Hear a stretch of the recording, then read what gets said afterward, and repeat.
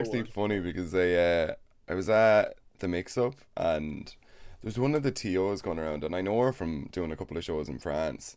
And she had this like iPad or whatever, and she was like holding it up trying to take a photo or something. And all I saw was like a huge fucking sticker that just said King Aggy like on the back of it. I was like, damn man, Aggy's ever he ain't even at this event, bro.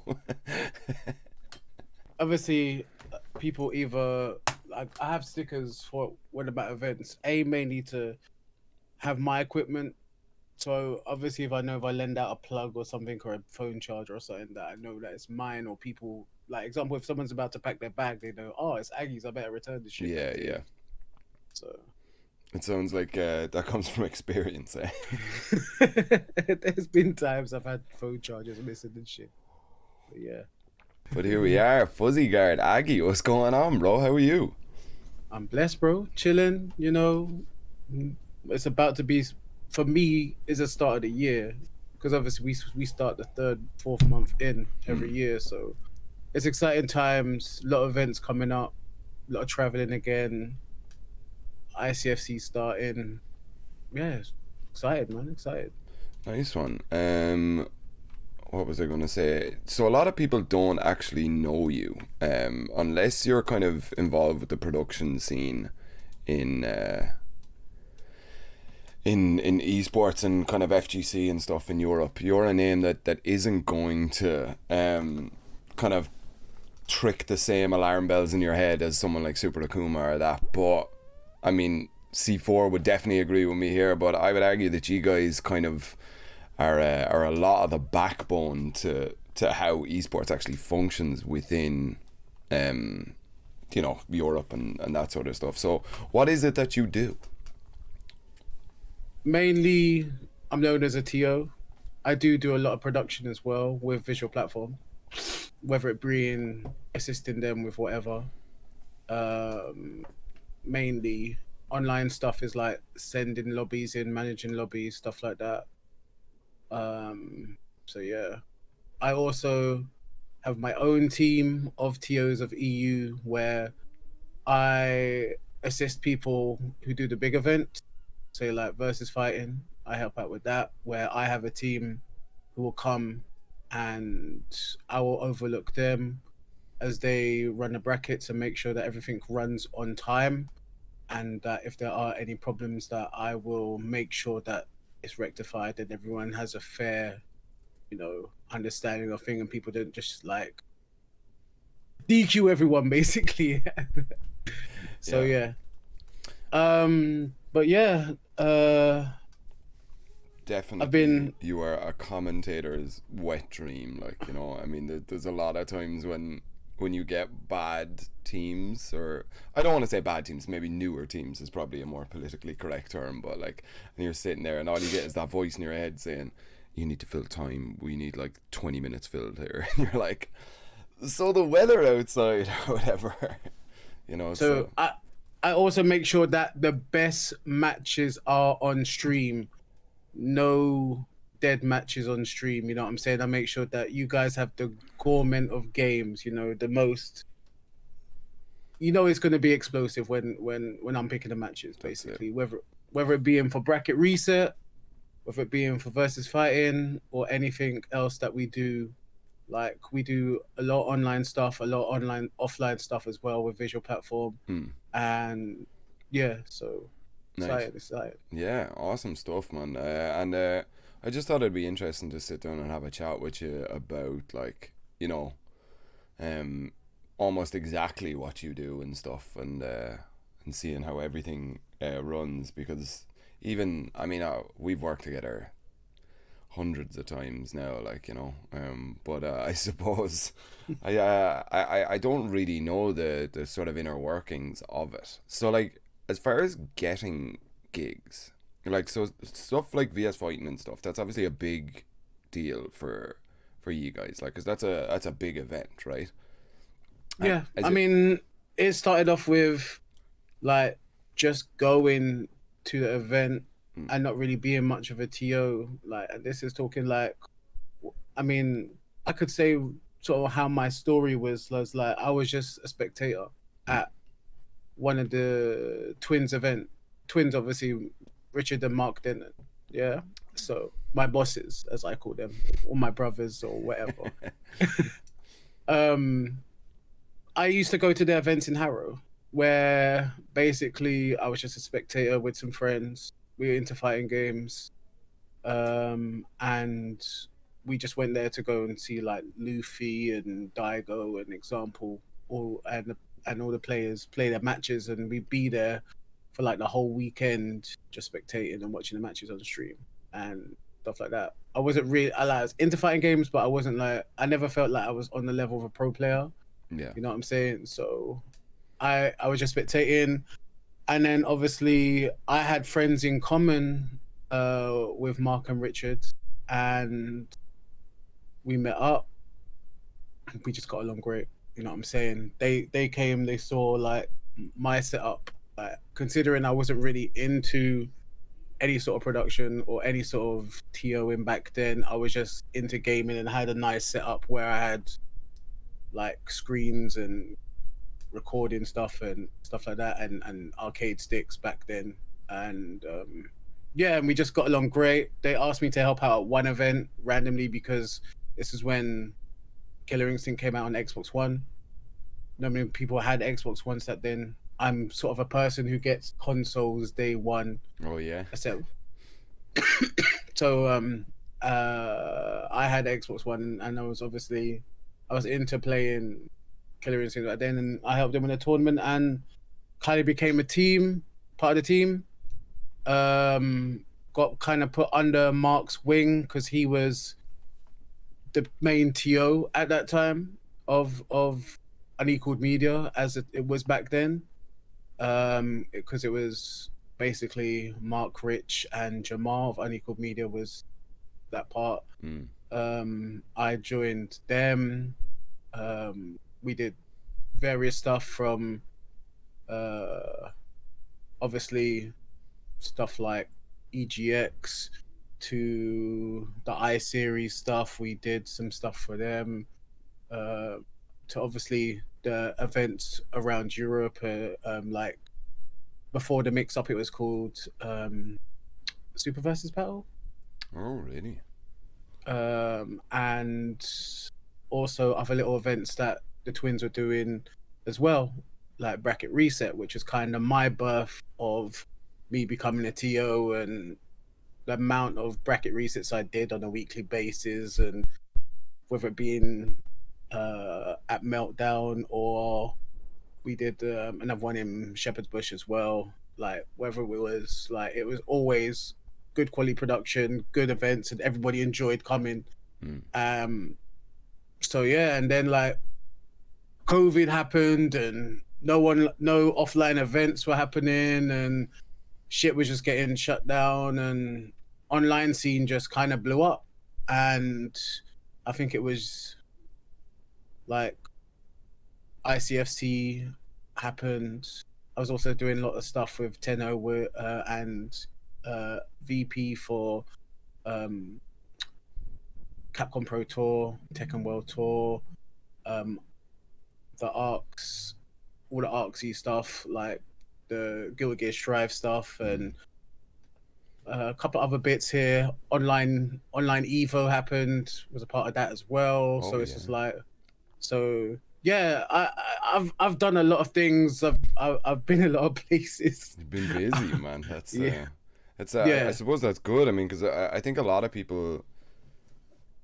I don't want to land anybody in it, but a lot of people, like a lot of tournament organizers globally, take the TO role as like a voluntary thing. Like, oh, just we'll get the guys in, we'll put them in a t-shirt and start calling names and stuff. And obviously, from my point of view, you can immediately notice the difference. Like, there isn't any, as you said, like dead games. That's always kind of, you know, banger after banger. But then just the whole fluidity of the event, it just runs on the day, like, you know. Two main points of being a TO for me is knowing your value. Never undervalue yourself. Yeah, we have mates rates, cool, but if it's something big, know your value, know what you're bringing to the table, Make sure that you're there early, first one in, last one out. Everyone's looked after, whether it be in my team get fed lunch, they have breaks. Look after them. Happy staff means that they're gonna want to come back and want to perform, as well as them getting paid as well. You know what I'm saying? To Yeah. be honest, no matter who you are, FGC or any sort of tournament organizer, you should at least be paying your staff minimum £50, €50, $50 a day, minimum, and maximum whatever you can afford. That's You fair. need to you need to look after your staff, whether it be in something simple as an online bracket or an offline bracket. They need to be getting paid. Nobody should be working for free or a lunch. That is dead. Dead. Like, if you don't value someone, don't come and be like, oh, I'll buy you Nando's up, bruv. Don't even come to me with them talks, bruv. Dude, you know, when this episode airs, your Twitter is about to blow up with a lot of people that are kind of slighted and stuff and want to come work for your team now. I've got a list already. Like, there's already a list, Yeah, like, yeah. of people who want to, like, and like, even there's been like times where I've just gone out my way, and I've just like, we're getting paid for a gig, and I've woken up at like 7 o'clock in the morning, gone to Sainsbury's, bought everybody like meal deals, extra bottles of water, more crisps, more snacks, more fruit, just to make sure that everyone is cool throughout the day while they're working on a tournament, bro. You can't have people like doing what, 9 hour shift, no breaks except for toilet and no food. Like, bruv, look Yeah. after your team, bruv. Like, for real. That's it, man. You guys are the grumpiest team I know, but I think that's just the TO life. But you guys are definitely the happiest team. Anytime I've worked with any of your guys, they're always, hey, what's going on? Hey, where is it, dude? That's a thing that I always wanted to like ask a TO. How do you get away with like the names, like, you know, like, because some people don't understand that their shit's about to be called out in the middle of a hall of people, like, you know, like fucking Kids Swag Dark 420, can you come up to the stage now, like, you know? They're ridiculous names. Obviously, players want to have the most absurd name in it, and it's like, and some people come up with weird stories on how the origin of the names and stuff like that. Like a lot of people think my name means because I'm angry all the time. Oh, It's not right. even, it's not even the fact. The whole fact of my name is because of my heritage. I'm Antiguan Guyanese and obviously mixed with Ah, European. So me being part Caribbean, AGGY kind of put it together, and that's why my name's Aggy. Not because I'm always angry. Everybody knows me. I'm pretty freaking chilled and all about catching jokes, unless you're a late comer to a tournament, ooh. or a late staff member or someone. Like, it's not hard to just check in with man and be like, oh, Ags, I'm running late or whatever, or just call me or text me or whatever. If you're part of my team, cool. But if you're like, if you've this event that's been going on for months, and like you're coming there and you've not even like made effort to be on time for your pool, bruv, be happy to watch the stream, innit? It's about to be DQ time for you, innit? I ain't got time for that, real talk. Yeah, God, it is very funny, I think, that some people believe that they have this sort of free pass or something to like get away with doing stuff like that. And I mean, I'm not in your shoes, but you can almost understand sometimes if somebody says, hey, listen, the car broke down on the way home. Can you rearrange some stuff? I'm getting the bus now. I'll be back, but 30 minutes late or whatever. But it's the guys that just don't show up. Like, they register for the tournament, don't show up, and 25, 30 minutes later, whatever, and they're like, hey, where's the. Am I not playing a match here? Like, or. It's like you have them people that just like they let you know, innit? If something's happened or family emergency or whatever, cool. But if you just show up and be like, oh yeah, I overslept, what, through like 6 alarms and like eight snoozes and whatever, bruv, like, And most of these people are staying in the same hotel Dude, I was about to tell a that the story. venue is in as well. They're just look. If it's a tournament, I understand that you're gassed and you're up late night pressing buttons, but bruv, go and get some sleep, bruv. Wake up, get some breakfast in you. It's gonna be a long day. Yeah. Yes, sir. Yes, sir. You can press buttons after you go 0-2 with it. That's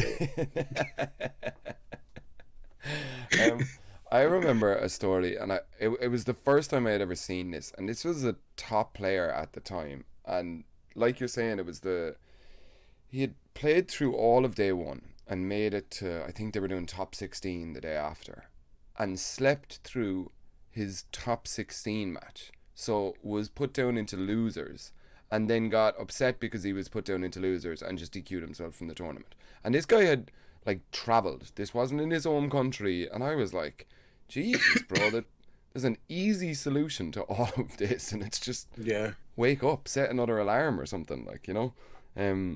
Like I think the bracket was like starting at 11 or 12 or something. Like, so I'm trying to give him as much of the benefit of the doubt as I can, but yeah, I mean, top 16 at maybe it wasn't a major tournament, but it wasn't like a local either, like, you know. Look, if people let us know in advance, like I've had events where people would be like, "Oh, Ags, I can't make it till like afternoon. Could you be in the last bracket?" Like, if you let me know like 2 weeks advance, like, cool, you got work or whatever.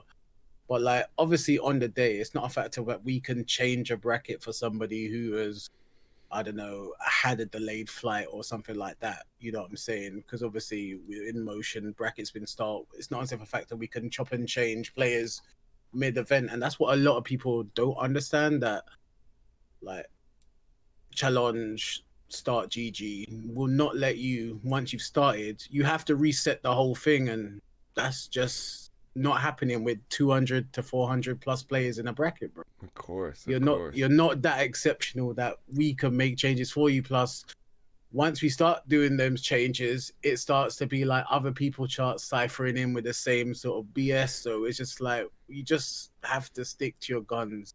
Like, yeah. Of course, I'm sure you're the face of bad news for a lot of players around Europe right now. Eh?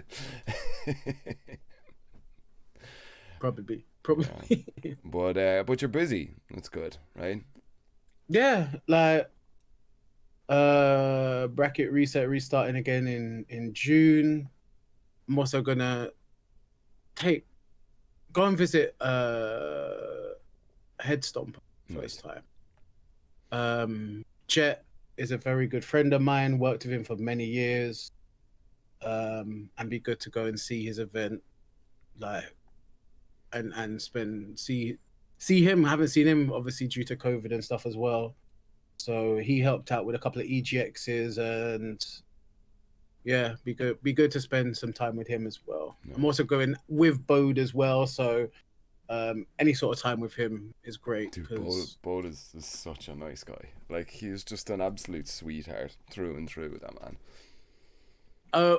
Since meeting him, starting Tekken World Tour online, like, we've only just grown as like amazingly good friends, like, and real thankful that like he is a part of Tekken community. He's an amazing guy. Yeah, he's a piece of furniture now in the community, man. He hasn't budged since like Tekken 4, I think he said. He was been organising events since, so he's the OG, like the original. But yeah, that's good stuff, man. Headstomper is fun. I was only there once, I think, but free ice cream, free coffee in the venue. Like, that changes things. Like, you know? I heard a free popcorn as well. Like, yeah, it's a good show. I mean, you know, it's one of the European like mainstays. Like, you have to be there. Like, you know.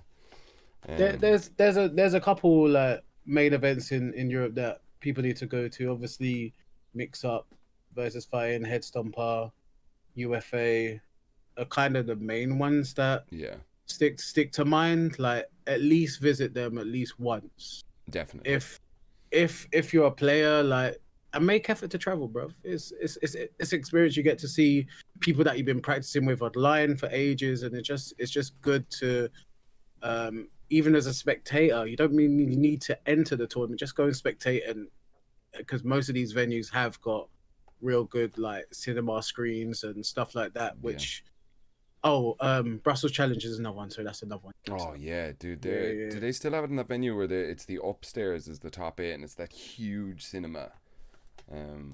I remember the one time that I went, there was it was like the bottom floor is all of the setups for the pools matches, and then there's a little stream set up on a stage on the bottom. But then upstairs they do these top 8s, and it's just a huge cinema. It's almost like versus fighting, except for it's kind of a more bougie cinema, like, you know.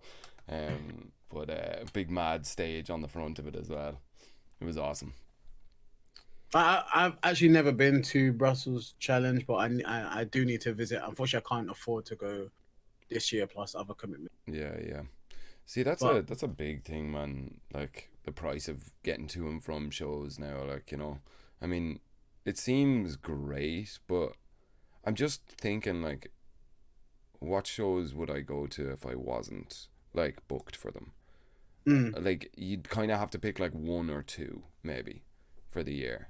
Obviously, plus other stuff as well. Like, obviously, like other stuff happens as well. Like, it's all great going to tournaments, but there's other live stuff as well. that's Like it, man. Real life birthdays, gets in the way. Yeah. weddings, all pop up. Like sadly, funerals as well. Like everything just pops up out of nowhere, and like unfortunately, don't get to go to many offlines as I used to travel to, unless I am working there. Yeah. But I am available for hire. So anyone needs to contact me, just do it. Let's go. His Twitter is right there underneath his name.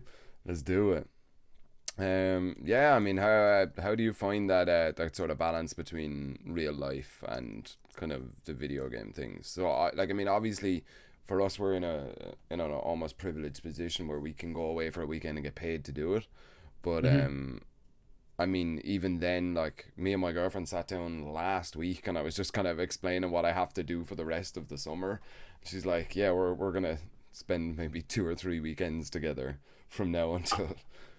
I mean, I'm blessed because obviously with my work, like maybe work 2 days a week, so I can help out my girlfriend with real life stuff, whether it being a good stepdad and doing all them duties there with school runs and stuff like that. We kind of fully have calendars marked up for when I am doing stuff when I am away.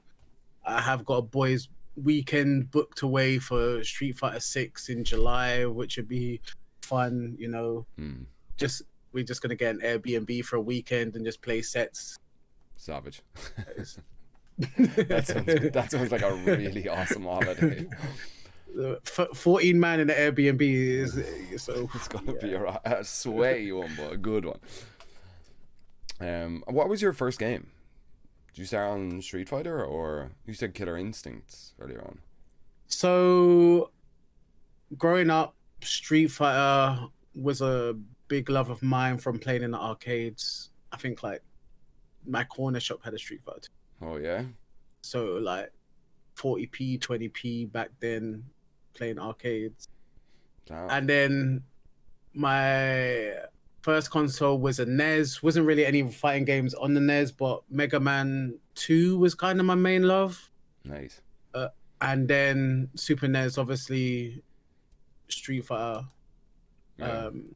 Super Turbo and stuff like that. And then just grew on them. PlayStation, a whole Alpha series. Got me in love with Guy.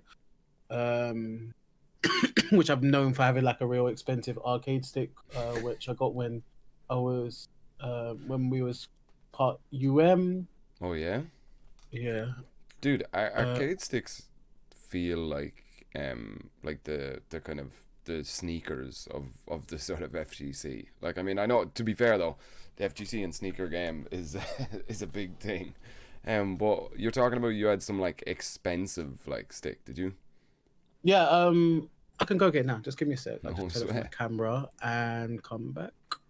Hey guys, this is Drift. Thanks for listening to this episode of Fuzzy Guard. If you haven't already, subscribe to our social media channels and you'll never miss a shot with Sam. Don't forget to hit that like button or give us 5 stars and share your thoughts in that comment section below. So this was a custom done by B15, who actually doesn't even make sticks anymore. Holy damn, man. Uh, That looks insane, dude. and then the back is that. Oh, that actually is sick.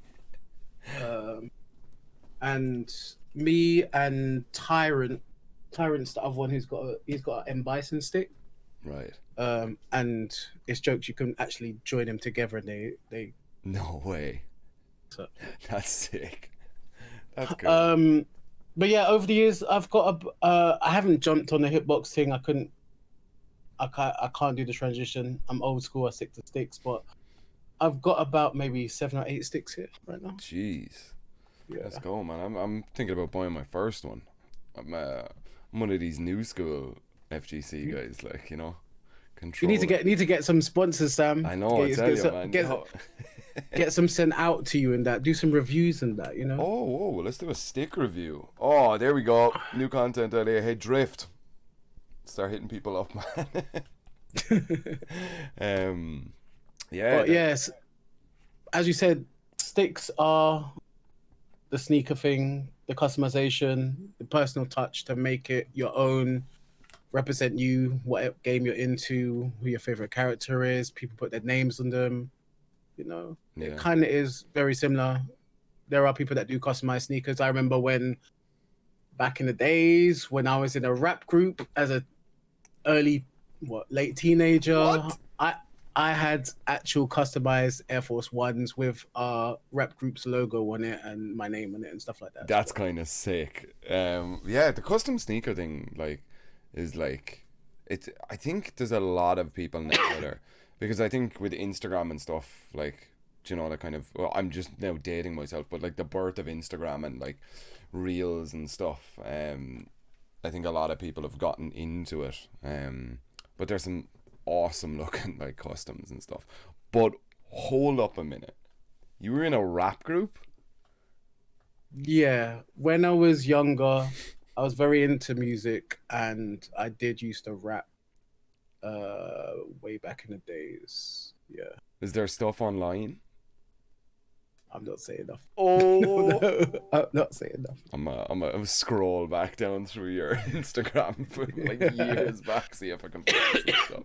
Pre-Instagram years, pre-Instagram. I'm talking MySpace days. Oh, damn.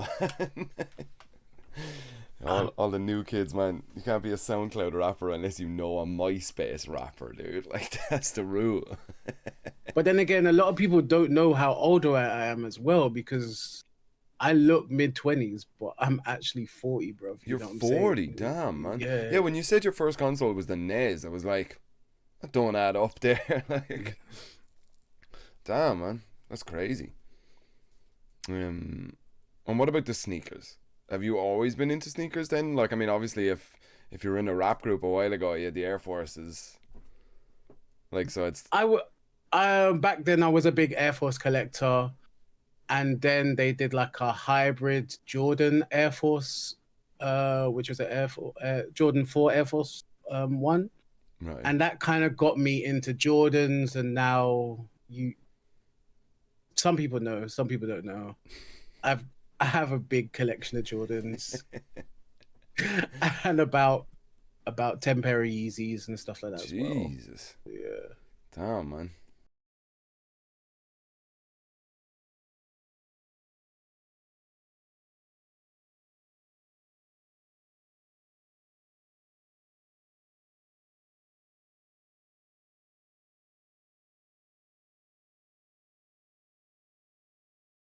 And that's Joker. He said, "When you gonna lend me your black hat?" Oh, Jordans? yes, yeah.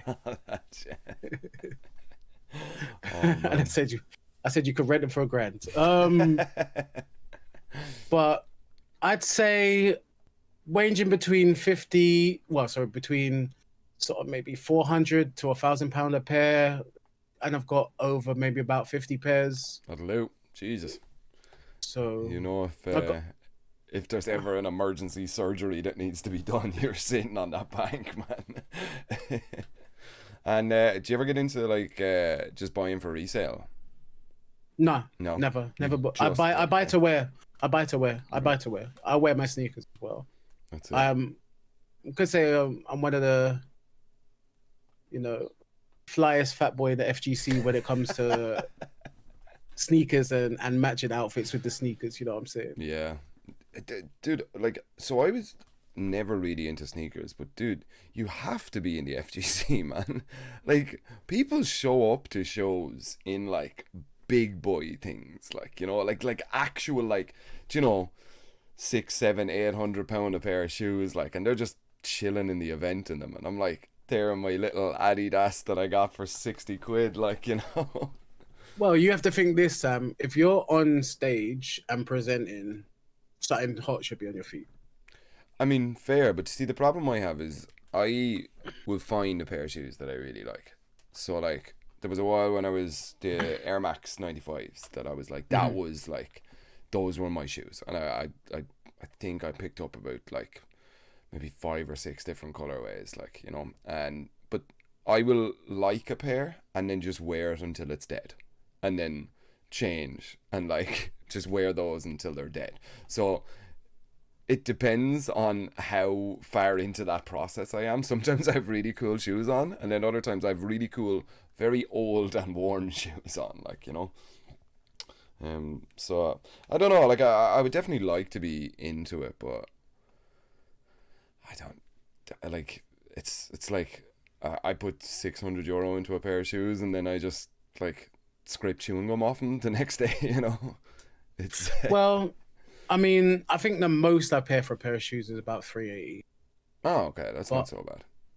But I normally buy retail. I've got a friend at StockX, so I'm lucky to be able to not pay shipping fees or extra additional fees. I just pay for the actual shoe. Yeah. And then I'm on a lot of sneaker Twitter, so I'm watching shoes, I'm watching restocks. So there's anything that you are interested in, or if you like Ags, I've got like €200 and I want to get a pair of Jordans. Like, I can help you find a pair. You know what I'm saying? Dude, I'm a DMing you after this. Because I kind of know your style. I kind of know what you would like as well. So let's go. This is about to become some beautiful collaboration. Let's do it. Yeah, I mean, look, I got my little I got the Air Max tattoo. Okay, that's dope. I've only got one ink. I do want to get a load more, but I think I want to get like play my main games right now. Obviously, Zelda. I play Destiny, so I want to get like Zelda, Pride Force, and the Destiny logo. Sick. Eventually. I'm not getting Fortnite logo, even though I play that a hell of a lot. But I'm not playing that. It doesn't matter what's on your feet, man. If you show up with a Fortnite logo tattooed on you, people could be like, people will rob your lunch money, man. Yeah. So, did you ever compete? Like, no. Just. Really. I mean, I used to mess about SF4 days, like at Bracket Reset. I'd play matches or whatever, and TO at the same time. Jesus, that's hard. but it was a shits and giggles event that we did, was Bracket Reset. Right. So it was like it was all about having fun, like commentators just sitting on the couch, and like any player could just jump on the couch and commentate while we're going on. It was just about a nice weekly event that people could go to, and all the players would be there in London. So it was just like a nice setup. Yeah. We're working on something that we might try and bring that back for SF6, maybe Tekken 7, but we're still in the works at the moment, still trying to find a venue that can cater for us as well. Yeah. Because I want it to be like pretty minimum setup, you know what I'm saying? Yeah. And just like walk in, get the event done, and then next time we come back next week, it's kind of similar, rather than setting up a stream setup and all that stuff can be kind of headache every week. And, yeah. Jesus, yeah, no, I wouldn't. There's a gap in the market now for a London event, especially after ELF, their last show is coming up. So are you thinking about? Because I know the Belong guys are looking to kind of step into that space a little bit. Are you guys thinking about maybe setting something up? I mean, as I said, I'm working. I'm trying to find venue. I've been to Belong London. I've been to obviously Red Bull. I need to check out New Meta and any other sort of places in London which are substantial. Obviously, I want to make sure that it's beneficial for my team to come and run the event, as well as visual platform involved as well. That basically we are making money out of it, because I remember bracket reset back in the days, we were barely making £30. You know what I'm saying? So like, Yeah. obviously my price has gone up a bit more since then. So I got to make sure that it's beneficial, that we're all everyone. Like, example, there's a good price pot, good venue, and we're all getting paid for what we're doing. You know what I'm saying? So, yeah. Yeah, of course. It's very important. It's very difficult nowadays. To even just that, it sounds like the bare minimum, but like even just to get everybody paid, is now becoming, unless you're a major that's been around for 5+ years, or you have backing from developers and stuff like that. Yeah, that's a huge thing. Government backing as well is a thing that I never even thought of, but I don't want to mention any countries, but there's 2 countries that their governments are like now putting money into esports and stuff, so they're like covering the cost of flights and hotels for any international competitors and that sort of stuff, and it's all coming out of like taxpayer money, which is like, that's a mad thought for me, man. Like, look, if we could do that and stop Charles having his thing, then let's run it, bro. Oh man, I do not want to get into politics. Jesus, man, that was even too close for me there. Oh man, yeah. So, what do you think you'd be doing if you weren't involved in video games? To be honest, I don't know. I mean, I'm talented in many things. Like, I can cook real good. I'm good with computer stuff, like repairs, stuff like that, upgrades, you know. Or just, I did customer service for like 15 years before doing all this stuff as well. Oh yeah, so you always have that as a safety net, like. Yeah, but I don't think I could go back to that. No. Like, yeah. I can't imagine, man. I met a taxi driver in France who worked for, I think he said he worked for like 6 years with EasyJet, and I was just like, Jesus, man, that must have been a nightmare. I asked him which is worse, like weekend, like Friday, Saturday night taxi driving, or EasyJet. He was like, EasyJet is way worse, like so much worse, like, so I feel you guys, man. Anything public facing is a terrible place to be. Humans. And I got flight booked with EasyJet for Only the Best as well. Oh damn, man, that shit just got cancelled, bro. Damn, man. I even bought like a little suitcase that fits in this under the seat thing, so I can just put all my tech in there and not have to worry about. Nice. Yeah. How do you find getting through an airport? Because I see a lot of people like get stopped over silly things like sticks and stuff, like, but you're probably packing a lot of stuff like to go to shows. I'm just used to it. I just make sure that my carry-on has no liquids, like, just straight up.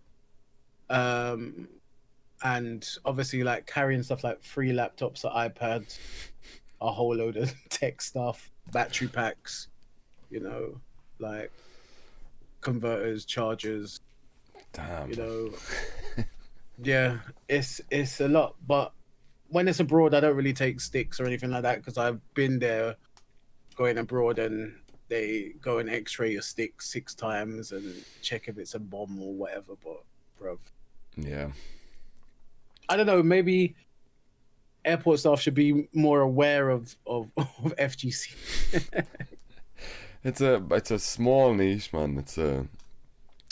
I don't know, because I remember seeing, was it Damascus got, like, it was that terrible time in Leon that the airport got evacuated and stuff, and Damascus was like, I think he was an hour late for his flight or something, just because of all the delays and stuff, and he was the last person, like, to get on his flight because they had stopped him, like, after, like, queuing. We queued in that airport for, God, it was like 3 hours or 4 hours or something to get to security.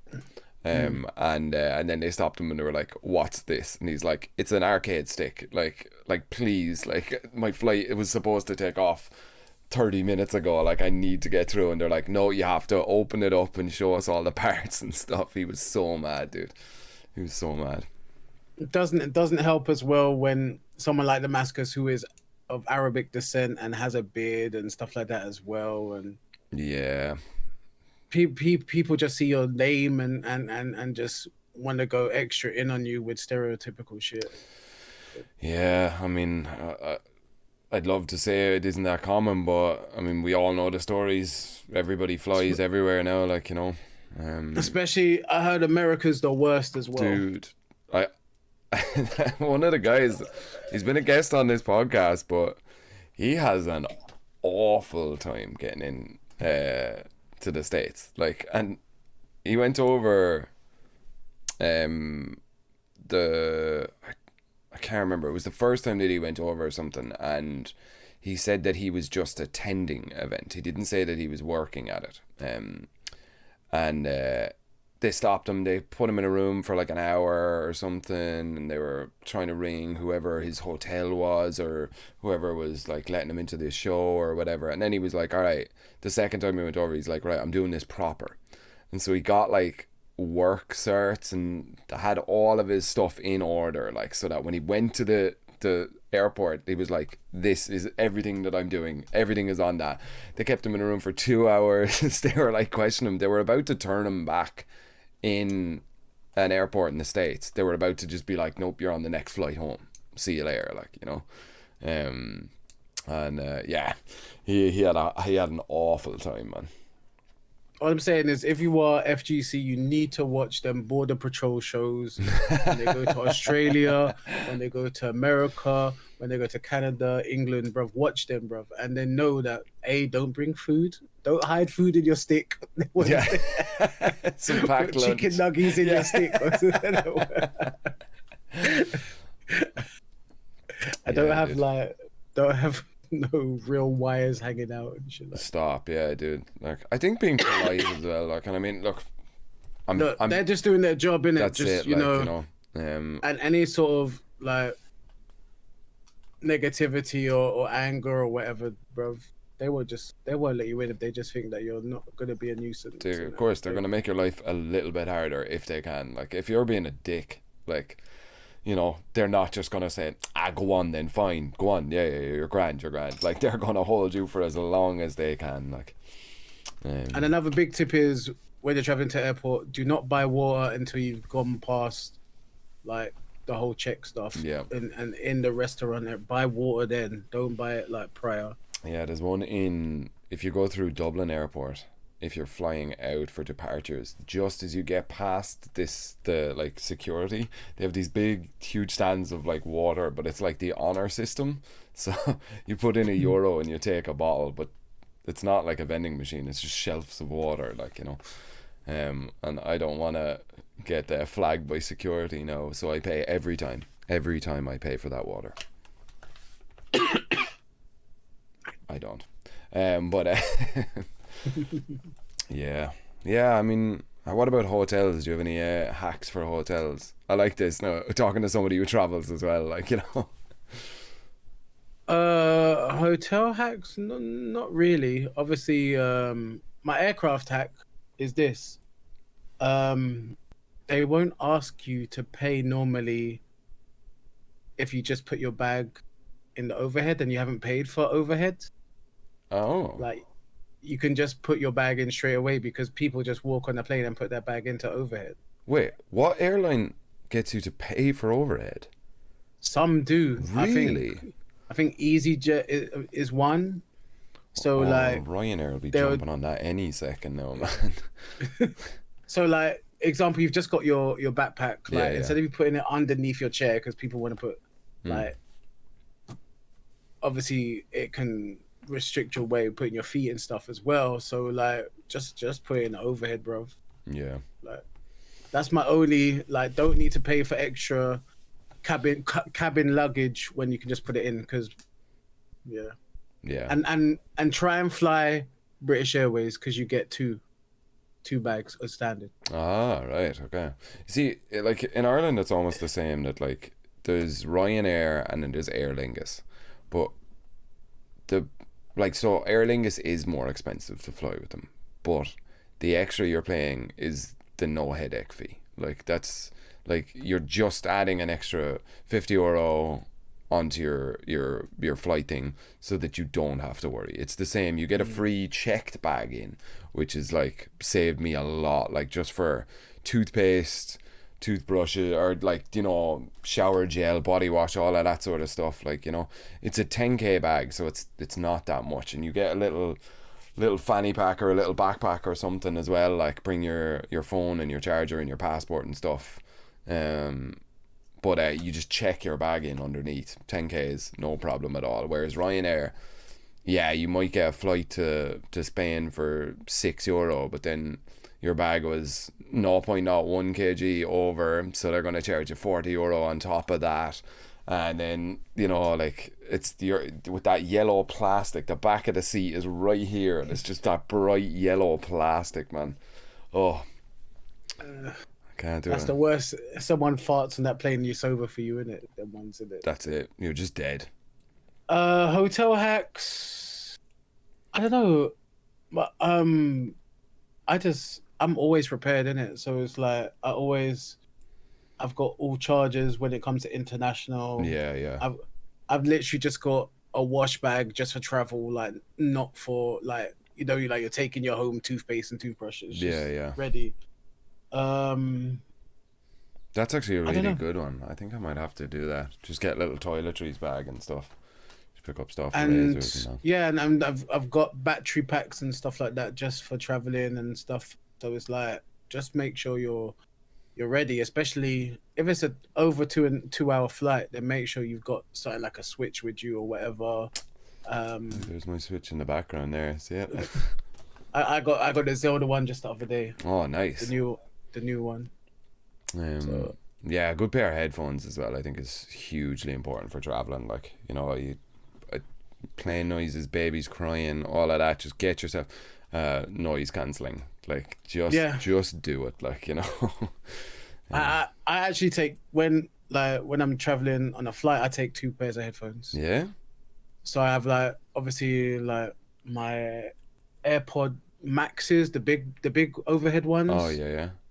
And I always have my AirPod Pro 2s on me just so like example you don't when I have to bring out the big headphones or you're just in the airport. So Right. Yeah. You see, I have the biggest kind of fuck you demeanor at airports, man. Like, I have already got like my travel pillow on, my headphones on, of like sunnies and a cap, and then like a massive hood up and stuff, and I'm just going, dude. Like I'll just have music full blast. You get this when, yep, no problem, and then I'm done, dude. Like I am not out to like talk to anybody at an airport. hotel hacks, I'd say probably the biggest one is download a load of movies on your iPad, like whether it be in through Disney Plus or Netflix or whatever. Yeah. So you've just got because when you're abroad, the internet might not be good. It's one factor, and B, you don't know how long you're going to be waiting to get to a hotel as well. So Very true. Whether it be in the organizer hasn't got your room key yet, and you're waiting for hours for that. Or yeah, it's checked in under the wrong name. Dude, I got. or you just found out you're sharing room with somebody and they passed out in the room and you can't get in. Yeah. Where was it? It was when we went to Amsterdam, and I can't remember what happened, but I went straight from the airport to the venue. So I'd still have my suitcase and all, like, because we had to do rehearsals for the show. And I got back to the hotel, and it wasn't too far at all.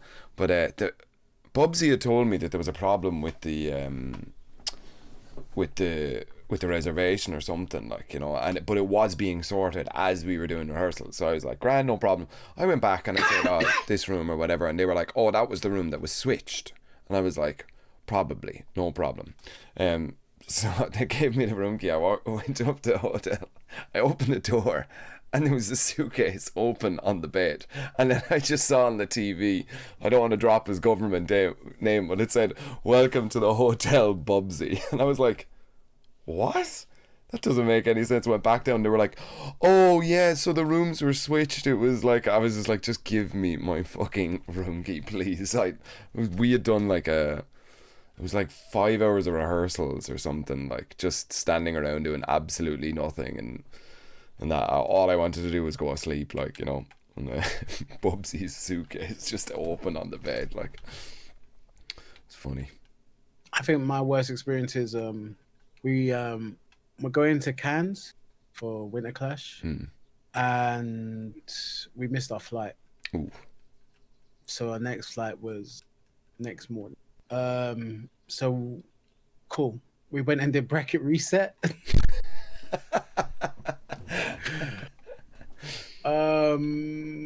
So, and then I literally stayed, I think I got like 2 hours sleep at the Denton's house on the sofa, and then we literally got up and got a plane. Then we went to the venue to set up, and after we set up, we went to the hotel and we crashed. I think I had a shower first because I didn't shower for like so long. Oh. And obviously I didn't have a second change of clothes for me because obviously all my bags are packed and I was just ready to fly.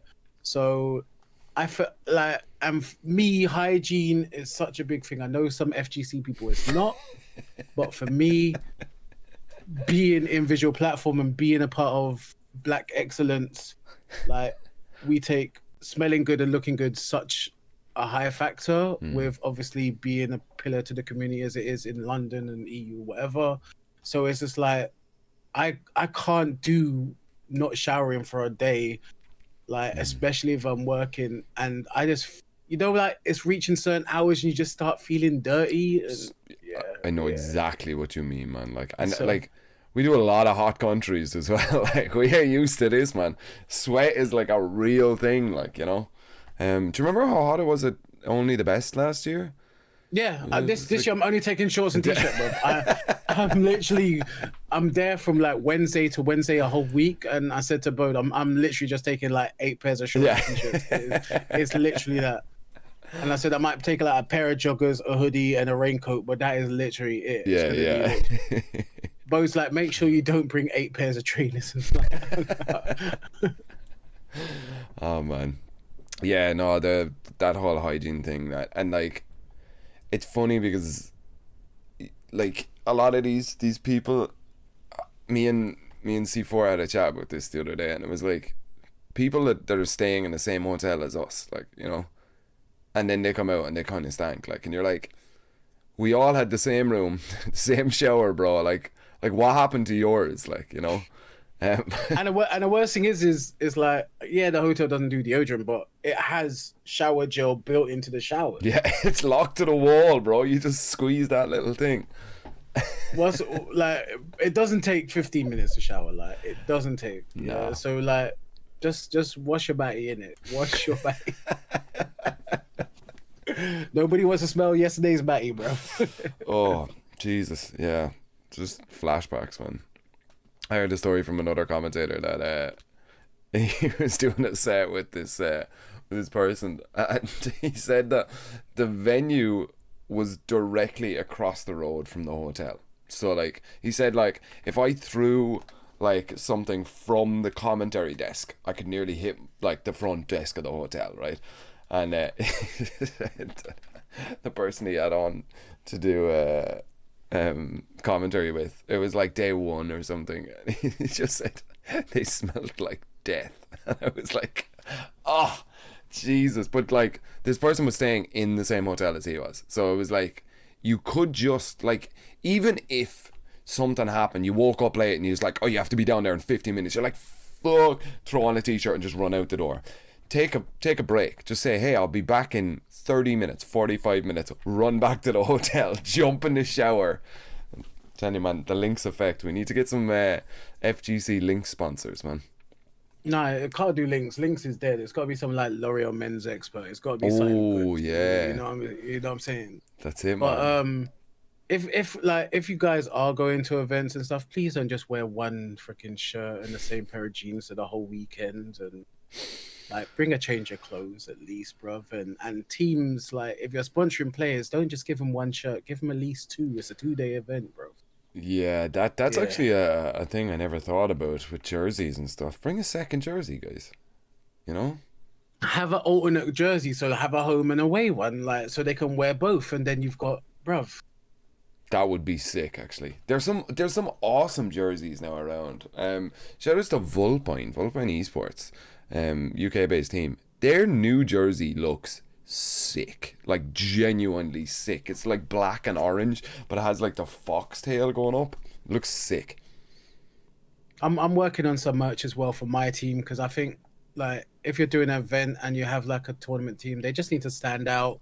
I'm looking up doing like some basketball vests and stuff like that, so it's just like something different. Oh man, drop me the link. When that goes on sale, drop me the link. I will rock a King Aggy basketball jersey. That'd be sick. Dude, doing it like an ice hockey one as well, the super baggy fit one.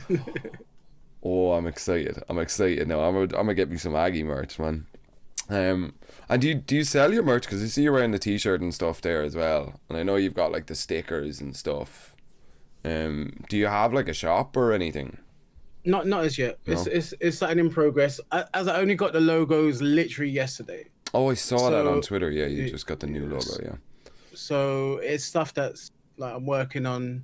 I've been like later on today. I'm gonna work on my stream overlays. So like that's all ready for once I finish the change of the setup. So I'm ready to like stream, and it's all my colors sort of thing. Nice.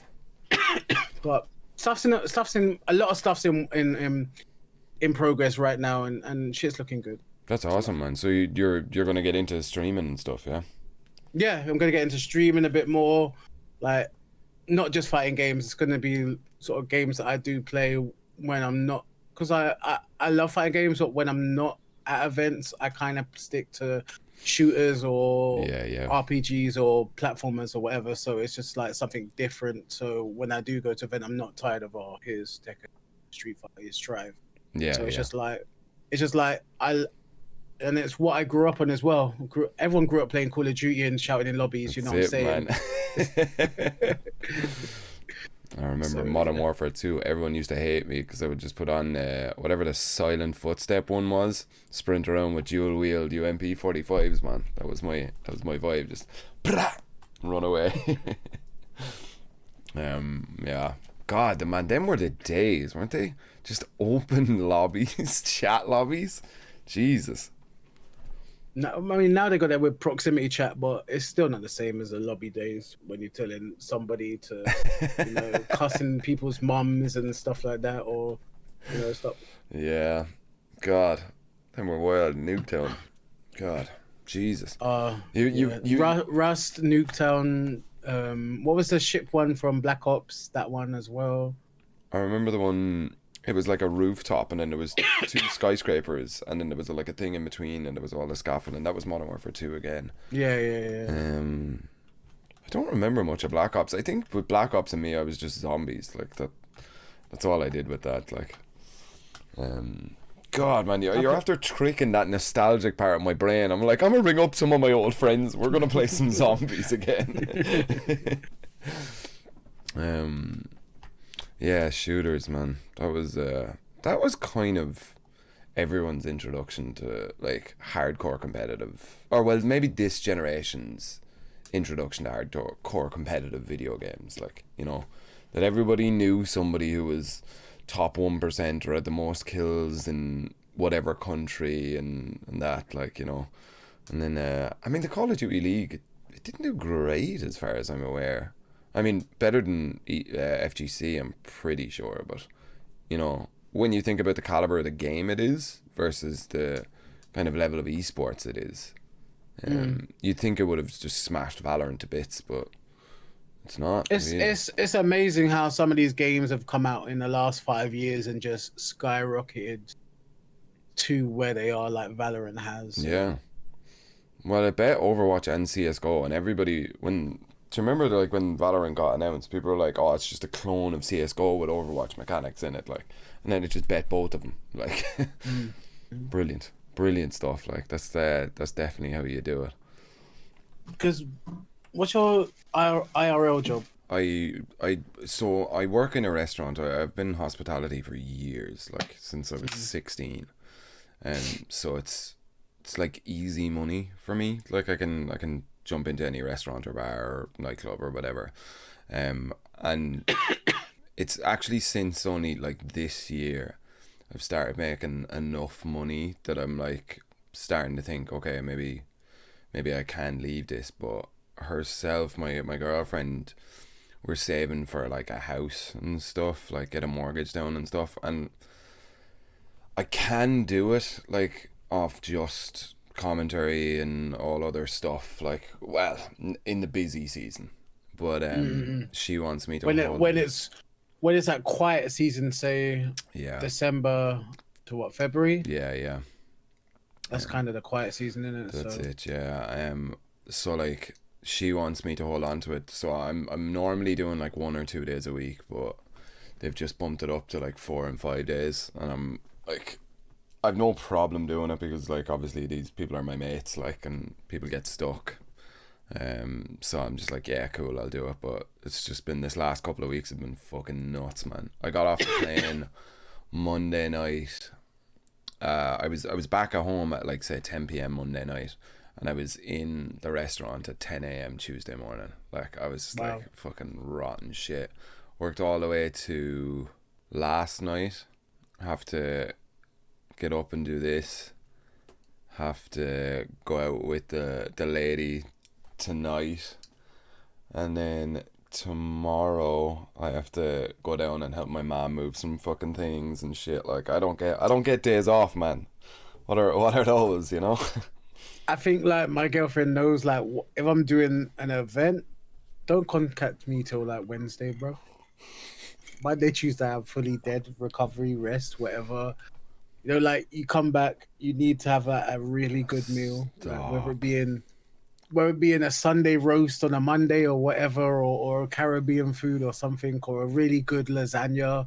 Like, you know, you need that good food after you've just worked an event and been living off, whether it be in kebab and chicks or chicken and chips or whatever, you know what I'm saying, like, or burger. Dude, hotel breakfasts suck. Like, I think the first and second or third time that you get them, you're like, this is savage, look, this sausage is there, like, but then, man, there's only so many bread rolls and cheese I can eat, like, with scrambled eggs on the side, like, you know, I'm just... And the worst is when certain things are cold, like scrambled eggs cold, or you know, or it's just the worst. Like, how long has this been sitting here that it's now cold? Grim, yeah, and always that bacon that looks like it's made of like crepe paper or like tracing paper or something, man, you know. Whoa. Jesus. That's why I kind of, when it's like breakfast, I kind of wake up early and be in first to get breakfast, so I know that it's hot. That's a good shout. That's a really good shout, like. But yeah, Jesus. That's why, like, Evo was incredible, man. That was a fully catered event. So like they would come out with like breakfast, lunch and dinner, but it was like a buffet. And like I got to know the chef, and he was saying like, oh, come back tomorrow, yeah, we've got like orange chicken and like noodles and stuff. Like he said, I'll have that like out there at like 12:30 or 1 or something, like, you know, and like go in, get it, and he's there in his like chef whites and stuff, like just like talking about the food and stuff. I'm like, this is insane. Like, but yeah, so Caribbean food, the introduction, because I'll be honest with you, before did EGX that one year, I don't think I had ever met anybody from the Caribbean. And then you just got slapped with Dude, a everyone. whole team of ethnicity in it. A whole team. I was talking to Ajax one time. It was that EGX, like, and so we're just out and we were just chatting, having the crack, like, or whatever, and his phone rings. He picks it up. He starts speaking patois. Now, I didn't realize the patois was like a language that's used. Like, I mean, I definitely knew of its existence, but then he starts, and it was like, because it's so close to English that you can kind of, you're like, oh yeah, I kind of know what he was saying there, but like, It is basically broken English, isn't it? That's all it is. It is basically broken English. I don't want to get lit up by the yardies, man. Like, I'm saying, it's like, you know,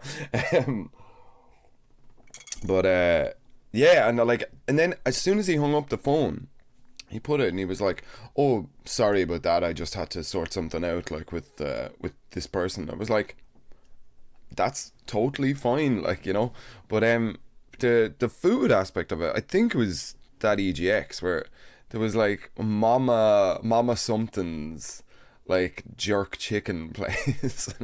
I got jerk chicken, rice and beans or rice and peas, I can't remember. Rice and peas. Even though it is officially a kidney bean, but it's rice and peas. Right. And then I got plantain, which I had known up to that point as plantain.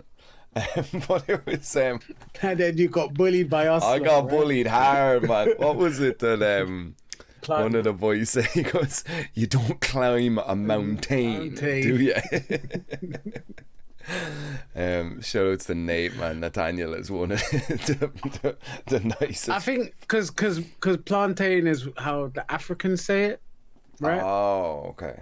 And it's kind of cooked. Like, they normally deep fry the plantain. They cut it a bit more chunkier and deep fry it. Right. Rather, we cut it thin and shallow fry it, and that's like the way that the Caribbeans do it. Ah, right. Okay. So it's normally a big African Caribbean discussion on how you say plantain. You know what I'm saying? Yeah. Some people. So you do a lot of cooking. Like, do you cook traditional Caribbean stuff? Yeah. I cook Caribbean food. I cook everything, you know what I'm saying? Whether it be in English, Caribbean, international, barbecue, whatever. Like, I've always cooked since young, because like it's just like something I just had to do, innit? Yeah, of course. I mean, being able to cook is like one of the most important life skills that you can have, because there's one of the boys, he's 35 now, and he's only just getting into cooking now. But like, the guy always had like a really nice job. He was always one of those guys that just, he's like a tech guy, so like just kind of always had a job, like. And so he would just like get takeaways or like get ready meals, like, do you know, the microwavable, like, just things like. And then my girlfriend just started like, you know, losing her. She was like, how much did you pay for that? Like €8 for a single meal? You can make that with like €3 worth of ingredients, like, and 15-minute time, like, you know. I mean, like, there is that factor as well, and it's down to laziness and people want to actually experiment and dive into learning new skills and what, you know. But Sure. It's all just down to research and just trying a thing. Yeah, absolutely. So what is traditional Caribbean food? So I'm aware of jerk chicken, but is that a Jamaican thing or is that a Caribbean thing? I'd say jerk chicken is a Jamaican thing. Different islands have got their different like favorite dishes. Like, Right. Barbados is known for their flying fish and their macaroni and cheese pie. It's basically just baked mac and cheese. Trinidad's more known for curries and rotis, and it's like a stuffed roti with like curry chicken and potato. And obviously Sounds good. doubles. So like, some are very Indian influenced. Right. Islands. What's a double? Double is like it's like a fried bread, and then it's got like a chickpea kind of like curry, and then it's got like another flatbread on top with like different Ooh, chutneys and sauces inside it. So and it's buff. It's a buff. that sounds incredible, man. Jesus. Let's go. Then one of my home countries, Guyana, is known for pepper pot. So it's like just like a stew, different meats in it sometimes, and obviously it's got a lot of spice in it and vegetables and stuff like that, and it's just known. Pepper pot. Yeah. Damn, man, I'm gonna have to try some of these now. Man, London seems to have like a really good kind of grasp on like different cuisines. Like there's some mad stuff that you can get in London. My little brother lives kind of in Shoreditch, and he was saying that like the drunk food in Shoreditch is like bhajis and samosas and that sort of stuff. And I was like, damn, man, like you'd imagine England it's going to be all fish and chips or pies and pasties or whatever. He's like, nah, Shoreditch is like, what's up, man? It's the like very high Bangladeshi population in Shoreditch. So he'd be getting like some late night samosas and stuff, like, you know. It's London. Obviously, different areas have got different cultures. You know what I'm saying? But yeah, there's always a Caribbean shop somewhere. There's always, you know, that good kebab shop, that good Indian somewhere. It's just you need to look into your area and just find the thing. I think London's main food is the chicken and chips. That was like the kind of diet that everyone grew up on. You know what I'm saying? Yeah. Finish school, go and get 3 wings and chips and whatever, and when you're on your way home from school and stuff like that, or Macca's. Yeah, I mean that's universal, man. Like, you know. Yeah, so, but yeah, like there is everything here. There's everything here. Yeah, like, it is, and more American companies are coming over, like Popeyes and Wendy's are now over here and stuff like that. And I see a few others, like we've got Cold Stone now, which is like the ice cream company in America. Oh, So, and they've just opened up, like, so London literally has got everything. let's go, dude. Yeah, next time I head over, I'm gonna have to hit you up for some like Caribbean food, like where to go get some good Caribbean. Brother, I'll cook you up something, innit? I'll just make sure that. Let's go. I'll bring some home stuff for you. Oh damn! Oh, that's gonna be, dude. I'll be over tomorrow, man. Like, mom can wait, man. I'll move to bed some other time, dude. Like, I'm going to London. Yeah, it's so handy for me now to get over there as well. I mean, because it's so cheap, and because you guys are outside the EU now. Alcohol in the duty free, man. Like, you know, outside of the EU flight. Yes, sir, man. I paid €40 on Ryanair for it. Like, you know. That's good, bro. That's good. It's handy, like, you know. Oh man, yeah. So what's next now? What are you doing next? You're only the best. Well, that's September, isn't it? Only best in September versus fighting. Oh yeah, when is it the versus August? fighting? August, yeah. Oh yeah, it's my birthday weekend. My birthday is the 25th, and I think it's the 19th to the 21st of August. So that's gonna be fun. Obviously ICFC is coming up again as well. Yep. And other events, as I said, I'll be appearing at Head Stomper. Depends. I might go to some other stuff as well. I'm not. But yeah.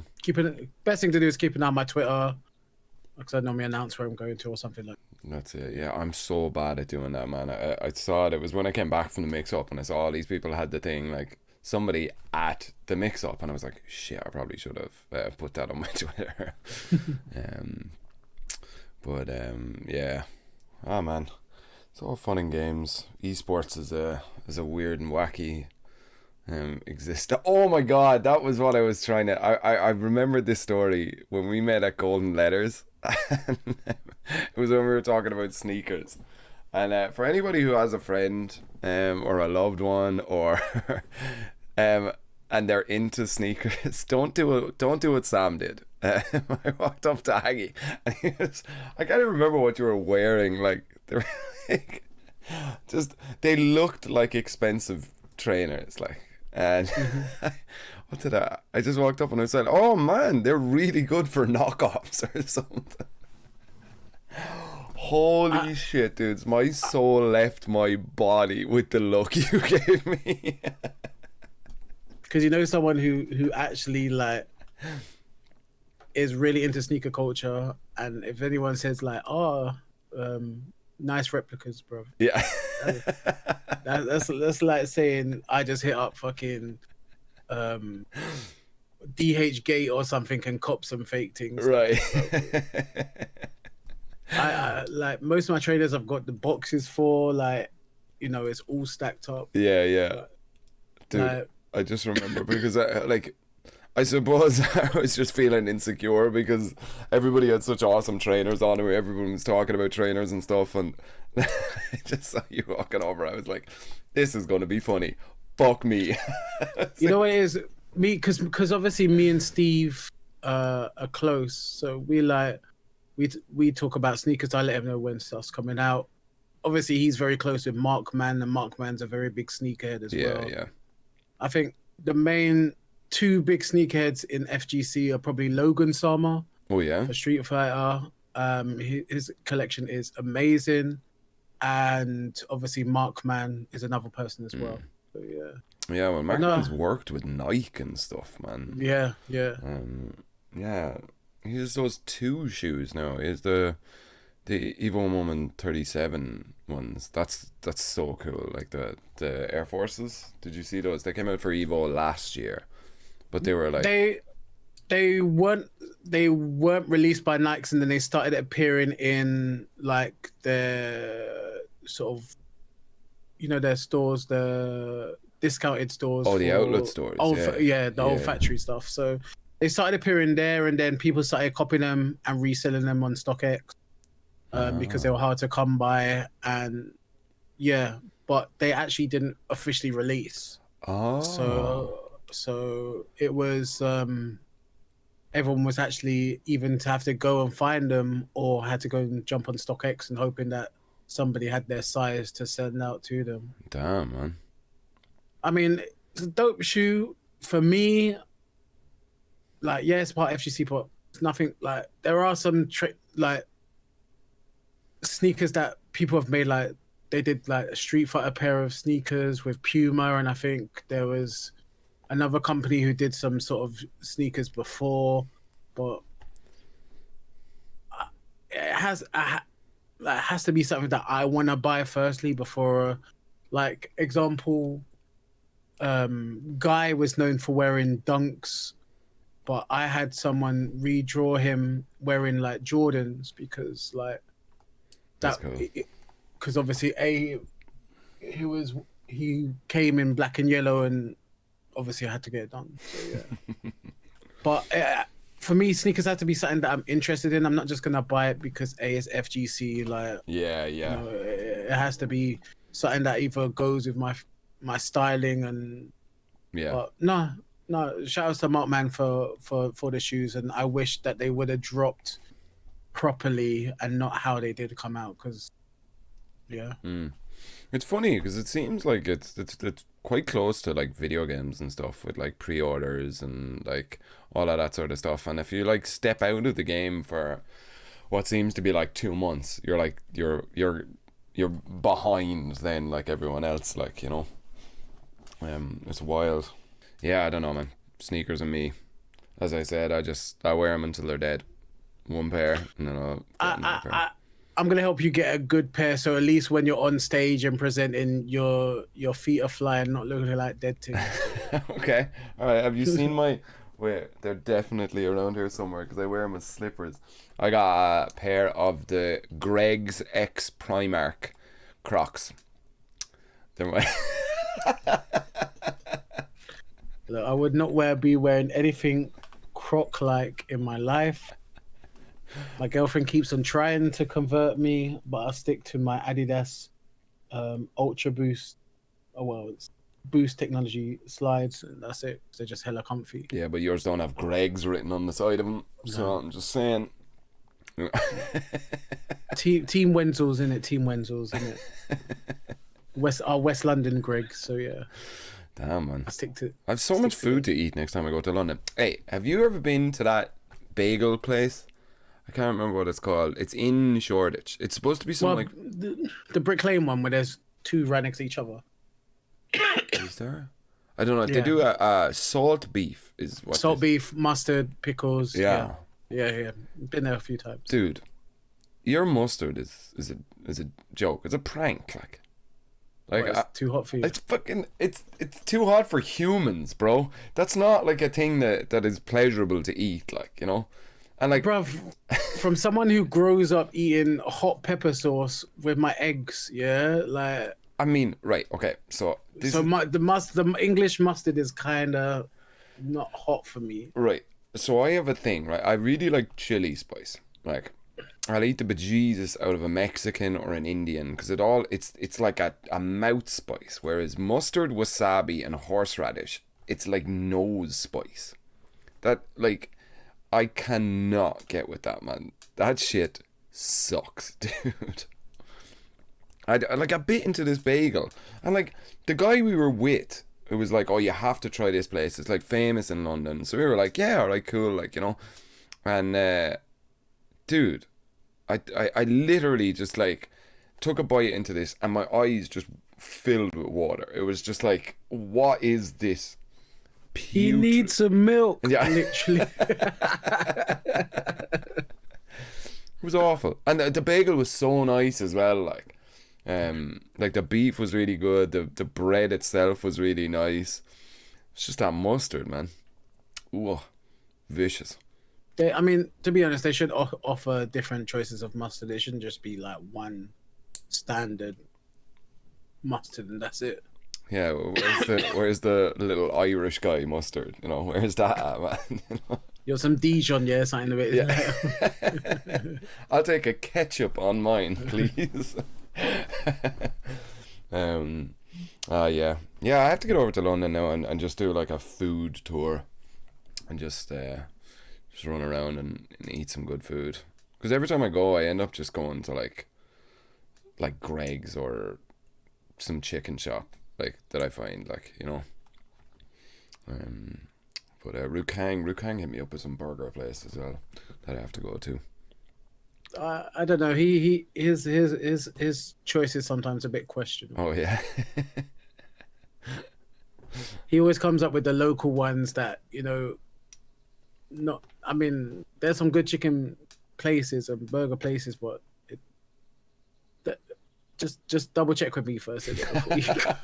How are you having a bad experience because of Rukang's choices? Some mad food poisoning, dude. I'm heading to Pakistan in a couple of days. I'm so excited, dude. Everybody is telling me about the food over there. It's going to be insane.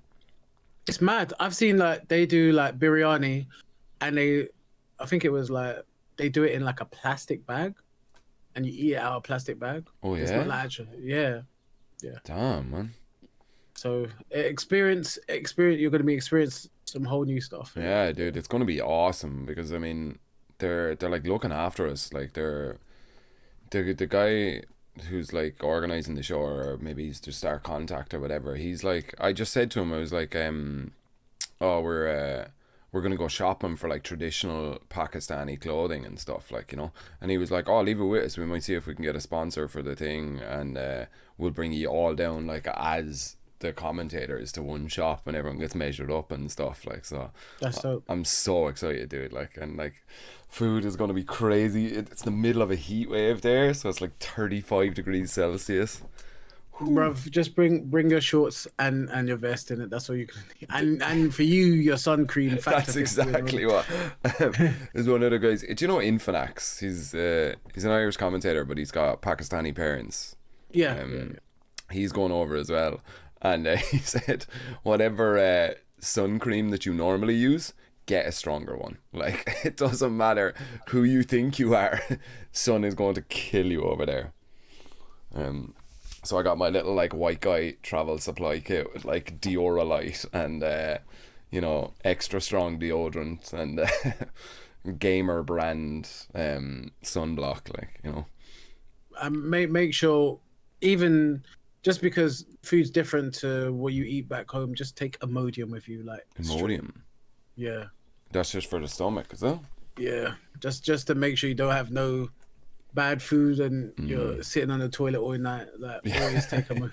Umar, when I told Umar I was going, he goes, "Oh, that's really cool. Like, how are you going to deal with the food poisoning?" And I was like, I'll probably just, only drink bottled water or whatever. And he was like, no, you will get food poisoning. I'm just wondering how you're going to deal with that. Like, So apparently it's a guarantee or something. But look, it's a different culture. It's going to be awesome. It's going to be hot as hell.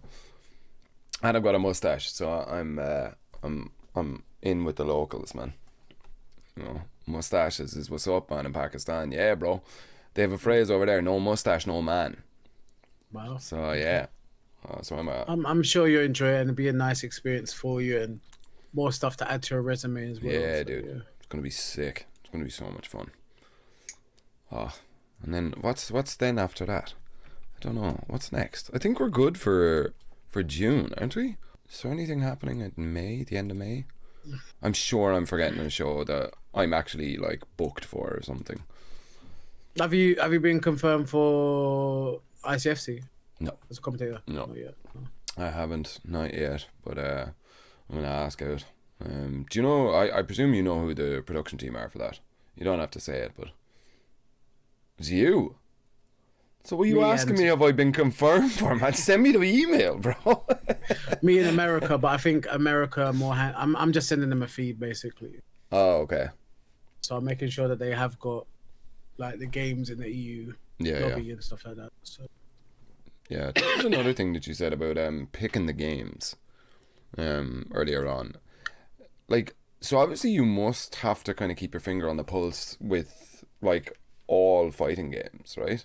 Like, because obviously for like Tekken, I would know who's going to make an interesting game, but like for Strive, apart from like the kind of top three, I wouldn't recognize the names. Like, I watch, obviously, like when I'm just chilling, I watch a lot of streams, a lot of tournaments. I kind of keep up to date on players of their main three games that are hot at the moment. Yeah. So it would be Strive, it would be Street Fighter and Tekken. Street Fighter scene, I was a very big part of that. I still think I am, to be honest. I kind of took a step away because I was getting more involved in Tekken stuff, and I gave like a lot of stuff, like what I was doing for Pro Tour online to Ritus for him to handle, but I think we'll be getting more involved with Street Fighter 6. See with Richard in his position. Yeah. So, yeah, I'm gonna get the twins on at some point onto this. I'd say they're gonna have an interesting story to tell, man. Oh, definitely. They're very cool guys. But yeah, I mean, I think we've touched all bases here, Aggy. What's your favorite drink?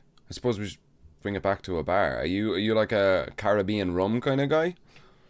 Spice rum, yeah, and a Pepsi Max and spice rum is mine too. I like that rum and coke. Captain Morgan? Is that an insult? See, I have to go traditional. I have to go for my Antiguan Port Royal and stuff like that. Right. Yeah, so. Unreal. Yeah. But I like a spice rum. There's a really, really good rum called Plantation Pineapple. It's like an overproofed rum, and it's like flavored with actual pineapple, not just like pineapple syrup. So you actually get the flavor of the fruit rather than that sort of artificially pineapple taste. But like that stuff will just blow your head clean off your shoulders. That's like an insane drink to be having. But my best friend, he has a man cave with a bar in it. Oh, so it's nice. And he's just got a whole wall of rums, of all different rums. Damn. So them goals there where I can just go and he just lets me just sample whatever I want. So I used to work in this bar in Cork City, and there was this if you were the manager of a bar, you would get like reps from a lot of companies come in and just give you like samples and this sort of stuff. There was this rum company that came in one time, and they were the new kind of cool rum, like all their bottles were like luminous colours and stuff, but they had a glow. Is that Dead Man's Finger? I didn't want to mention it, but yeah, it was. We had the rep from Dead Man's Fingers come in, and this lovely lady now, she gave me like the full, it was like all the mini bottle like things, like, and one of them was a UV glow in the dark rum, like, and I was like, Jesus, is that like toxic or something? And she was like, no, it's absolutely fine or whatever. But then they had a hemp flavored rum, and I was like, Jesus, you guys are going for that nightclub rum. Hey man, you know, UV glow in the dark and hemp, like, you know, Jesus, man. Yeah, I remember I say yeah, rum and coke is obviously my off hours, but I think water is just my go-to, and there are times where I can be bougie with water and only drink Evian or Fuji, but oh yeah. but just a good bottled water in general, and as long as it's cold. Yeah, you know, big tip when doing any sort of event stuff is bring a cooler bag, bruv. Oh my god, how have I never thought of that? How have I never thought to bring a cooler bag? That's such a good idea. Jesus, man. And do you know the desks, they always have like stuff on desks, like, so there's obviously energy drink fridges on every pillar in the venue, but like if you want water, they just leave it out unrefrigerated on a desk. God, man, grabbing a couple of them, sticking them in a cooler bag, that's the genius there. That is King Aggy right there, man. Or if you got cooler bag and hotel, like some hotels give ice, right? Or offer ice. Yeah. So just put and then get some ice in your cooler bag, couple bottles of water, you're good. Damn, man. Bottle of vodka in there on top, just in case, you know, see what's going on. Cans of Coke, yeah. With a small bottle of rum, whatever. Yeah. Oh, man. Now, over the summer, I'm definitely going to have to head over to London, and we're going to have to just go drinking rum and see what's going on. Eat some Caribbean food, drink some rum. I'll come back speaking patois. It'll be fun. Get you a tan. Yeah. Get some dreads. Get some dreads in my little yeah, Aggy, man. I mean, I think that's it. Is there anything you wanna plug or talk about? Or, I mean, obviously, go over and follow the Twitter. You've got your own Twitter there, and then there's Team Aggy, which is obviously for the more work-based stuff. Shout out to Visual Platform as well. Like, that's where I came up. Shout out to the twins. Shout out to Gabs. Everyone else a part of Visual Platform. Corn. I wouldn't be here today without them, to be honest. Shout out to my team, Team Aggy, all my TOs and staff, meet and greet staff as well. Shout out to my girlfriend, my family. Yeah, basically. That's it. All right, Aggy, but look, thank you for jumping in and stuff, and telling some stories and stuff. And Sam, it's been a pleasure as always. Yeah, absolutely. I've so many questions to ask you after this. I'm like, yo, what shoes should I buy? What Caribbean food should I eat? And what rum should I drink? All right. Until next time, Aggy, I'll see you at a show. Take care, bro.